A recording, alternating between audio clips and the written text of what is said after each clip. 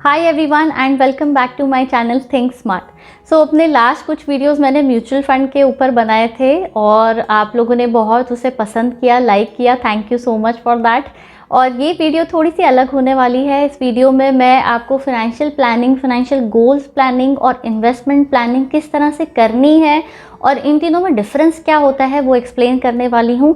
So basically अगर आप बिना किसी फाइनेंशियल एडवाइज़र के या बिना किसी फाइनेंशियल कंसल्टेंट के ये जानना चाहते हैं कि क्या आप सही इन्वेस्टमेंट कर रहे हैं, क्या आप अपने गोल्स की प्लानिंग सही से कर रहे हैं, क्या आपको लगता है कि फ्यूचर में आपको जो 2 करोड़ रुपए रिटायरमेंट पे लगने वाला है वो सही अमाउंट है या नहीं है, क्या आपकी मंथली SIP 10,000 की या 20,000 की सफिशिएंट है आपके गोल्स को पूरा करने के लिए, और गोल प्लानिंग के अलावा क्या चीज़ें ज़रूरी होती है जो आपको फाइनेंशियल प्लानिंग में इंक्लूड करनी है। तो बहुत सारी चीज़ों के ऊपर मैं बात करने वाली हूँ और इन तीनों के बारे में ही डिफरेंस क्या होता है और किस तरह से हमें एक फ़्लो में अपना पूरा फाइनेंशियल प्लान बनाना चाहिए उसके ऊपर मैं बात करने वाली हूँ। तो वीडियो को स्टार्ट करने से पहले एक छोटी सी रिक्वेस्ट है कि अगर अभी तक आपने मेरे चैनल को सब्सक्राइब नहीं किया है तो प्लीज़ मेरे चैनल को सब्सक्राइब करिए और मेरे वीडियोस को लाइक करिए, कमेंट करिए, जितना हो सके शेयर करिए। So before I start talking about the differences in all these 3 things, तो उसके पहले मैं ये बात करना चाहती हूँ कि रियलिटी में होता क्या है कि किसी ने हमें स्टॉक का रिकमेंडेशन दिया या हमने कहीं से पढ़ा, हमें लगता है कि ये स्टॉक में हमें इन्वेस्ट करना चाहिए, हमारा इतना पोर्टफोलियो स्टॉक का होना चाहिए। मान लीजिए 5 to 6 लाख का पोर्टफोलियो आपका स्टॉक में है। फिर आपने वीडियोस देखे बहुत सारे म्यूचुअल फंड के ऊपर, किसी ने बताया कि आप इस म्यूचुअल फंड में इन्वेस्ट कर लीजिए, ये म्यूचुअल फंड बेस्ट है।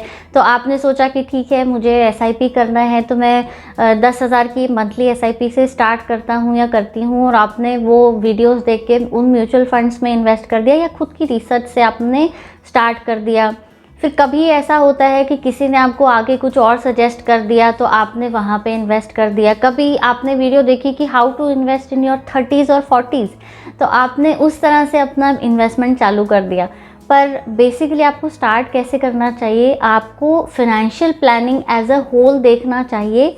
उसके अंदर आता है आपका फाइनेंशियल गोल, और फाइनेंशियल गोल्स डिफाइन होने के बाद में आपकी जो भी अमाउंट आप सोचते हैं उसकी फ्यूचर वैल्यू क्या होने वाली है, तो आपको एग्जैक्टली कितना अमाउंट लगने वाला है वो सब कैलकुलेशन करके आप अपना प्रेजेंट इन्वेस्टमेंट प्लान करते हैं। तो कंफ्यूज हो गए तो मैं थोड़ा सा अभी इसे सिंप्लीफाई करती हूँ। सो आपको स्टार्ट कहाँ से करना है? फाइनेंशियल प्लानिंग से। Investment planning, financial goal planning financial planning का पार्ट होता है, एक पार्ट होता है। तो फाइनेंशियल प्लानिंग में बहुत अलग अलग चीज़ों के लिए हम अपने प्रोविज़न बनाते हैं। तो मैं इसे बहुत सिंपल तरीके से एक्सप्लेन करती हूँ। मान लीजिए आपकी सैलरी आ रही है, हर महीने की आपकी सैलरी 1 लाख रुपीज़ है, तो आपको क्या क्या चीज़ों के ऊपर ध्यान देना चाहिए?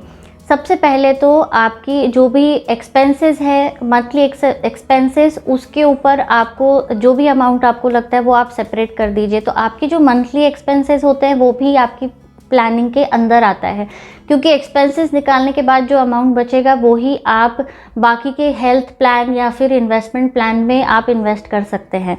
उसके बाद में एक बहुत ही इम्पॉर्टेंट चीज़ होती है टर्म इंश्योरेंस, जो सबको लेना बहुत ज़्यादा इम्पॉर्टेंट है मेरी रिकमेंडेशन से, क्योंकि आप नहीं चाहते कि अगर अनफॉर्चुनेटली आपको कुछ हो जाए तो आपकी फैमिली मेम्बर्स को आपकी जो लोन और लायबिलिटी का बर्डन है वो फेस करना पड़े, राइट? तो मान लीजिए अनफॉर्चुनेटली कुछ भी हो जाता है तो आपकी फैमिली को, मान लीजिए होम लोन है या कार लोन है, वो सडनली उनको पे ऑफ करना पड़ेगा। प्लस आपके जो भी सैलरी से एक्सपेंसेस चल रहे हैं घर के, वो उसका अरेंजमेंट कहाँ से करेंगे? तो टर्म इंश्योरेंस लेना इसलिए बहुत ज़्यादा ज़रूरी है। टर्म इंश्योरेंस में बोला जाता है कि आपकी जो एनुअल सैलरी है उसका 20 to 25 टाइम्स तक का आपको कवर लेना चाहिए। तो आप उतना भी ले सकते हैं। अगर आपको लगता है कि आपकी सैलरी बहुत ही ज़्यादा है और इतने लायबिलिटीज़ आपके ऊपर नहीं, तो आप थोड़ा कम भी ले सकते हैं, बट आइडियली ये अमाउंट आपको टर्म इंश्योरेंस में लेना है। उसका ईयरली प्रीमियम बहुत कम आता है, उसके ऊपर भी मैंने एक सेपरेट वीडियो बनाई है, आप वो भी देख सकते हैं। तो टर्म इंश्योरेंस आपको सबसे पहली रिक्वायरमेंट है जो आपको लेनी चाहिए, जो आपकी एब्सेंस में आपकी फैमिली के मंथली एक्सपेंसेस और आपकी जितनी भी लोन्स हैं उसको पे ऑफ करेगा। सेकेंड थिंग, आप नहीं चाहते कि अगर घर में कुछ हेल्थ इमरजेंसी हो तो आपकी जो सेविंग्स है वो पूरी ड्रेन हो जाए। तो आपको एक हेल्थ प्लान लेना बहुत ज़्यादा ज़रूरी है। आपको अगर आपकी कंपनी से हेल्थ प्लान मिला हुआ है दैट इज़ गुड, बट अगर आपके पेरेंट्स भी आपके साथ में हैं तो आप एक फैमिली फ्लोटर प्लान भी ले सकते हैं अलग से बाहर से, या फिर अपनी ही कंपनी में एक टॉपअप प्लान के लिए अप्लाई कर सकते हैं जहाँ पे आपका सम इंश्योर्ड इंक्रीज़ हो जाता है और बदले में आपको थोड़ा प्रीमियम ज़्यादा पे करना पड़ता है। तो होगा क्या, अब आपकी जो सेविंग्स है वो जाएगी इन्वेस्टमेंट में, और जो भी आपकी हॉस्पिटलाइजेशन की कुछ कॉस्ट आती है तो आपका वो पे ऑफ हो जाएगा आपकी हेल्थ प्लान से। तो ये दो चीज़ें तो आपको मैंडेटरीली करनी ही करनी है। ये दो चीज़ें हो गई। अब तीसरी चीज़ होती है आपकी जो इमरजेंसी फ़ंड है, उसके लिए भी एक प्रोविज़न होना चाहिए। सारा का सारा पैसा आपके इन्वेस्टमेंट में नहीं होना चाहिए। कभी कभी ऐसी इमरजेंसीज़ भी आ जाती हैं, मान लीजिए कि अनफॉर्चुनेटली जॉब नहीं है, या फिर अनफॉर्चुनेटली आपकी कुछ इमरजेंसी आ गई बड़ी जहाँ पे आपको पैसा लगना है, तो आपकी 6 मंथ्स की सैलरी आपके पास होनी चाहिए एटलीस्ट, ताकि वो इमरजेंसीज़ को आप केटर कर सके। इमरजेंसी फ़ंड को पार्क करने के लिए दो चीज़ें हो सकती हैं कि आप एफडी में पार्क कर सकते हैं, 1 ईयर एफडी में आप वो पैसा पार्क कर सकते हैं, या फिर आप लिक्विड म्यूचुअल फ़ंड में भी वो पैसा पार्क कर सकते हैं। उसके बाद आता है आपका इन्वेस्टमेंट। तो इन्वेस्टमेंट हमें किस तरह से करना चाहिए? इन्वेस्टमेंट आपका हमेशा डिफ़ाइन होता है आपकी फ़ाइनेंशियल गोल प्लानिंग से। तो गोल प्लानिंग क्या होती है? मान लीजिए आप मैरिड हैं और आपके 2 बच्चे हैं, एक की एज है 4 साल, एक की एज है मान लीजिए 2 साल या 1 साल। तो अभी आपके फाइनेंशियल गोल्स किस तरह से हो सकते हैं लाइफ के कि फॉर एग्जांपल आपकी करंट एज है 35, तो 35 की एज में हो सकता है आपको आगे जाके 1-2 साल में या 5 साल के बाद में घर खरीदना हो। दूसरा आपका गोल हो सकता है कि चाइल्ड एजुकेशन, दोनों बच्चों की आपको एजुकेशन के लिए पैसा जमा करना हो। फिर आपका एक इम्पॉर्टेंट गोल होता है लाइफ का रिटायरमेंट प्लानिंग या रिटायरमेंट का गोल। तो हर एक गोल को आपको डिफ़ाइन करना है। और किस तरह से डिफ़ाइन करना है? आपको क्या लगता है कि आपको कितना अमाउंट लगने वाला है एग्जैक्टली, यानी कि फॉर एग्जांपल आप सोचते हैं आपको घर लेना है, तो आज से 5 साल बाद मान लीजिए आपको 40 लाख लगने वाला है या 50 लाख लगने वाला है। बच्चों की एजुकेशन आज से 15 साल या 20 साल बाद हायर एजुकेशन के लिए आपको 15 लाख लगने वाले हैं या 20 लाख लगने वाले हैं। फिर उसके बाद रिटायरमेंट के बाद आप क्या सोचते हैं कि एट द एज ऑफ 60 आपको रिटायर होना है, तो आपको कितना पैसा एग्जैक्टली लगने वाला है? 1 करोड़, 2 करोड़, 3 करोड़, कितना लगने वाला है? पहले आप ये अमाउंट डिसाइड करिए।